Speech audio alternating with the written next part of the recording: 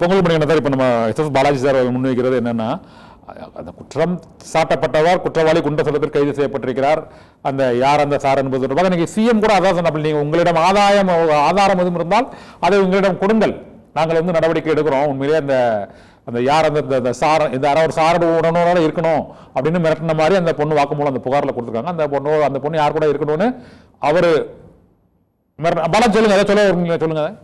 அதை மட்டும் சொல்ல முதலமைச்சர் யாராக இருந்தாலும் அவர் என்ன பின்னணி கொண்டதா இருந்தாலும் விசாரணை முடிவுல வந்து அவங்க வந்து தண்டிக்கப்படுவார்கள், எங்களுக்கு வந்து எந்த விதமான தயக்கமும் இல்லை அப்படின்றார். நீங்க இருந்தா கொடுங்க, அப்படி வேற யாருன்னா ஆதாரங்கள் இருந்தா கொடுங்க, நாங்க இது பண்றோம். இல்லைன்னா அது ஆதாரத்தை வந்து திரட்டுவதோ அது தொடர்பான விசாரணை மேற்கொள்வதோ ஸ்பெஷல் இன்வெஸ்டிகேஷன் டீம் பண்ணிட்டு இருக்காங்க. அவங்க பண்ணிட்டு அதுல வந்து யார் குற்றவாளின்னு தெரிஞ்சா எனக்கு எந்த விதமான தயக்கமும் இல்ல, நடவடிக்கை எடுப்போம்னு சொல்லிட்டாரு. இதுல என்ன அதுக்கப்புறம் என்ன இருக்கு? எஸ் பாலாஜி சொன்ன கருத்துக்கள் உங்களுக்கு உடன்பாடு? அதாவது இந்த பிரச்சனையை இதோட முடித்து விடலாம், அவங்க வந்து எந்த விதமான ஒரு அந்த விசாரணை நடந்துகிட்டு இருக்கு. இப்போ உடனே அந்த நபர் யாருங்கிறது நாங்க கண்டிப்பா நடவடிக்கை எடுப்போம் ஒரு சிஎம் சொல்றாரு. சிஎம்ஏ அசம்பிளில அந்த உறுதிமொழியை வழங்குறாரு. அதற்கு பிறகும் அதே போராட்டம் பேரவையில திரும்பியும் தொடர்ந்தது. அந்த பிரச்சனையில வந்து திரும்பவும் வந்து இரண்டாவது முறையாகவும் வெளிநடப்பு பண்ணாங்க, அந்த ஆளுநர் உரையின் போதும் பண்ணாங்க. இப்ப மீண்டும் அது வந்து யார் அந்த சார்ந்த அந்த முழக்கம் தொடர்வது இன்னும் தேவையா? இப்ப அதான் என்னோட கேள்வி. இல்லை சார், இப்போ ஒரு ஆண்டுக்கு முன்பாகவே கள்ளக்குறிச்சி சட்டமன்ற உறுப்பினர் செந்தில்குமார் அவர்கள் சட்டசபையில் ஒரு கவன தீர்மானம் கொடுத்தாங்க. என்ன, கள்ளக்குறிச்சியில் தொடர்ந்து கள்ளச்சாராயம், கஞ்சா, போதைப் பொருட்கள் புழக்கம் அதிகமாக இருக்குது என்று. அப்போ கவனத்திலே கொள்ளாத அரசு அதை வந்து தூக்கில் குப்பையில் போட்டுதுங்க.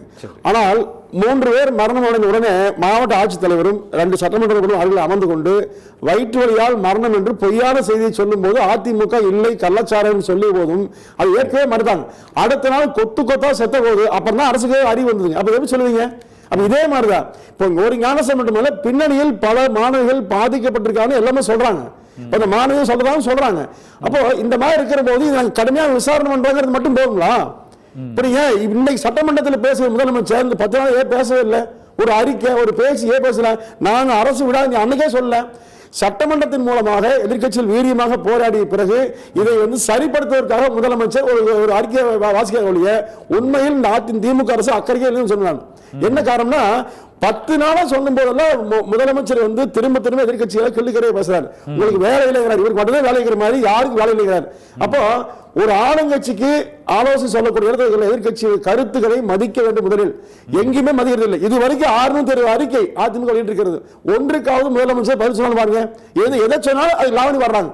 அப்ப இதுவெல்லாம் ஆளுங்கட்சி இந்த பிரச்சனைகளை ஒத்துக்கலாம், மற்ற பிரச்சனைகளுக்கு பதில் எல்லாமே சார் ஒவ்வொரு பிரச்சனையும் இதுலயே நீங்க வந்து அவங்க இன்னைக்கு தான் வாயிலும் பேசுறாங்க. என்ன காரணம்? கூடி இருக்கு நீங்க அந்த பிரச்சனையை கவனம் பேசுறாரு.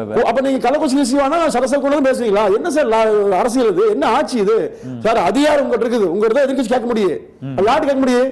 அப்போ இங்க நீங்க பண்ணலைங்கிற போது கேட்கத்தான் செய்வாங்க. இப்போ பாத்தீங்கன்னா சந்தேகம் நிறைய பேர் மேல் இருக்குது. ஞானசேகர் மட்டும் இல்ல, பின்னால் யாரோ இருந்து இயக்குறாங்க. இப்ப நீங்க அதிமுக சொல்லாங்களா, உடனே கட்சி நீக்கிறாங்க, அவ்வளவுதான். அதே மாதிரி அதிமுக நடவடிக்கை எடுப்பாங்க. அந்த மாதிரி திமுக செய்வதில்லை. இந்த மாதிரி பல சம்பவம் சொல்லாமுங்க. நீங்க பொள்ளாச்சி ஒப்பிட்டீங்கன்னா பொள்ளாச்சி சம்பவத்தில் திமுக சேர்ந்த ஒரு மாவட்ட பொறுப்பாளர் மகனை தொடர்பு இருந்தாருங்க. அதை திமுக அமைதியா இருந்தது. 4 வருஷம் ஆட்சியில் இருந்தல, ஏன் விசாரணை நீங்க புதுசா போடல? நீதிமன்றத்தில் நீங்க அதிக விசாரணை விசாரணை முடிச்சல. அப்ப இது ஒரு ஆட்சியின் மீது பழிபோடுற செயலை திமுக செய்வீங்க. அதிமுக உண்மையாக சொல்கிறது எல்லாத்தையும் கோபம் வருது. இப்ப இது என்ன நடந்த விஷயம்? நீங்க ஞானசேகரன் முழுக்க திமுக தான் இல்லைன்னு சொல்றாங்க. திமுக சொல்றாரு. ஏன் ஒரு வாரம் மறுத்தீங்க? ஒண்ணு சார், நீங்க முதலமைச்சர் பேசுறது பாருங்க, முன்பாக ஒவ்வொருத்தரும் பேசுறது பாருங்க, முன்னுக்கு முன் இருக்குது. ஒண்ணுமே ஒரே மாதிரி இல்ல. அப்ப இதுலயே அப்படின்னு சொன்னீங்கன்னா அந்த விசாரணை எப்படி சார் இருக்கு? ஒரு காவல்துறை சார் ஒரு அதிகாரி உட்கார்ந்துட்டு இது மாதிரி நடந்தது இப்படித்தான் முடிவு சொன்னா அடுத்து வரக்கூடிய விசாரணை தைரியமா வேலை செய்வாருங்க. இது முதல் தவறு. சரி, அது ஓகே. இதுல இந்த பிரச்சனை நீங்க சொல்றீங்க சார், பொள்ளாச்சி பிரச்சனை, கள்ளக்குறிச்சி கள்ளச்சாராய வழக்கெல்லாம் சொல்றீங்க. வேங்கவேல் பிரச்சனையில அதிமுக இந்த அளவுக்கு பெரிய பிரச்சனையா கொண்டு எஸ் பாலாஜி கட்டுறாங்க சார். வேங்கவேல்ல எடப்பாடியார் கடுமையான அறிக்கை கொடுத்தார்.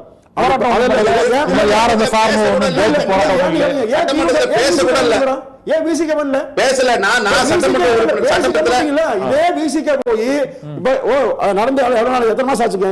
எல்லாருக்குமான கட்சி தானே, நீங்களும் எல்லாருக்குமான கட்சி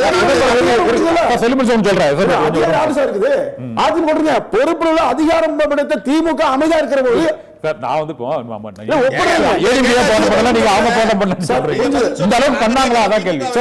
அதிமுக வேகமா பேசியது, எம்எல்ஏ கொலை கொடுத்தாங்க, எல்லாம் பண்ணாங்க. ஆனா அது இதுல நடவடிக்கை